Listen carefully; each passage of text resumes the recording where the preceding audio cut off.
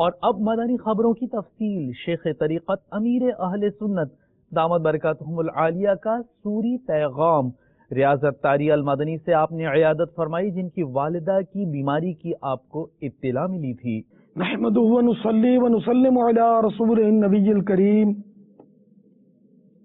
سگے مدینہ محمد الیاس قادری رضوی عفیہ عنہ کی جانب سے حافظ ریاض اطاری، متعلم جامعۃ المدینہ جونسبرگ، ساؤتھ افریقہ، السلام علیکم ورحمۃ اللہ وبرکاتہ۔ مبلغ دعوت اسلامی اور رکن شورا حاجی وقار المدینہ نے آپ کی امی جان کے برین ہیمریج کی تشویشناک خبر دی۔ یا اللہ پیارے حبیب صلی اللہ تعالی علیہ وآلہ وسلم کا واسطہ ام ریاض کو شفا کاملہ عاجلہ نافعہ عطا فرما۔ یا اللہ انہیں صحت و عافیت، تندرستی اور سنتوں بھری، عبادتوں بھری طویل زندگی عطا فرما، راحتوں بھری طویل زندگی عطا فرما۔ یا اللہ ام ریاض کو اس مرض پر صبر دے، اجر دے، ہمت دے، حوصلہ دے۔ ریاض بھائی کے والد صاحب یونس بھائی کو بھی صبر دے، سب گھر والوں کو صبر دے، ہمت دے، اس گھرانے کی بے حساب مغفرت فرما دے۔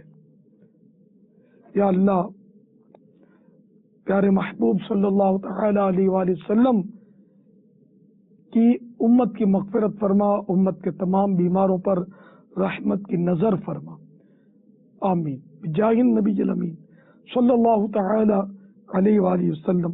صلو علی الحبیب صلی اللہ تعالی علی محمد۔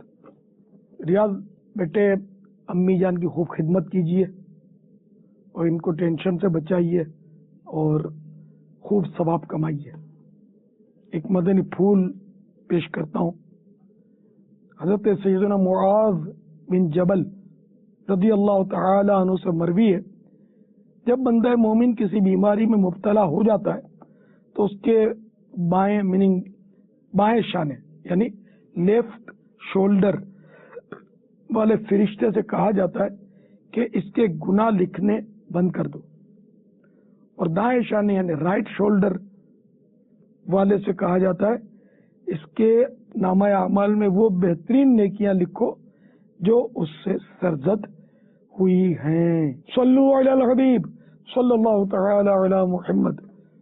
والد صاحب، امی جان اور سب گھر والوں کو میرا سلام۔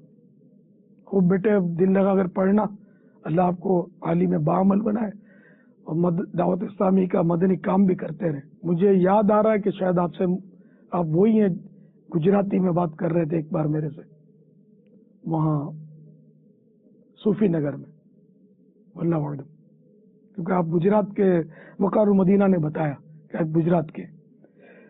بہرحال مجھے بھی بے حساب مغفرت کی دعاؤں میں یاد رکھیے گا۔ صلو علی الحبیب صلی اللہ تعالی علی محمد۔